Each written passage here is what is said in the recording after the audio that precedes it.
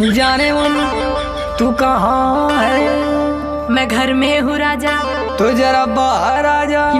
क्या हुआ राजा? चल गेहूं काटे। भगो हम ना जाई।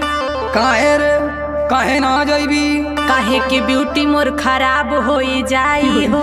कटी ना गेहूं तलिया के खियाई हो। जेली आयल हवे उहेला के खियाई हो।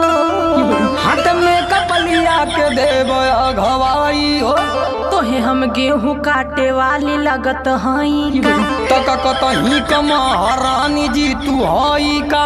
लेके दहेज आइल बानी नई हरे से। हाथ लतियाई के भगाई देहब घरे से। देखा कुछ हो कला हमसे न होई कटिया हो। तका दिन भर बैठ के तोड़बू घर में खटिया हो। देखा हमसे न जबरी